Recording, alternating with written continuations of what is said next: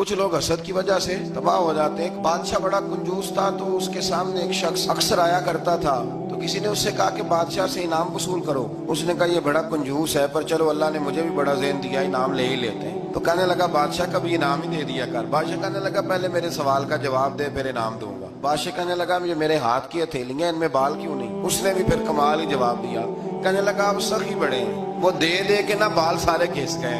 बादशाह को बड़ा ही गुस्सा आया, पता तो उसे था ना मैं कंजूस हूँ। गुस्से से के साथ कहने लगा तो तेरे हाथों में क्यों नहीं बाल? कहने लगा बादशाह तूने दिया बड़ा है तो मैंने लिया बड़ा है। तेरे दे के घिस गए हैं तो मेरे ले के घिस गए हैं। तो उसको और गुस्सा आया। कहने लगा तो ये जो सारे बैठे हैं तो इनके हाथों में बाल क्यों नहीं? कहने लगा बादशाह तू देता रहता है, मैं लेता रहता हूँ, तो ये हाथ मलते रहते हैं। तो बादशाह कहने लगा भाई बंदा तू सियाना है, तुझे कुछ ना कुछ देना ही पड़ेगा। तो कुछ लोगों के ना मालामाल के ही अल्लाह देता है, नवाजता है, पर उनके हसद कर करके हाथ घिस जाते।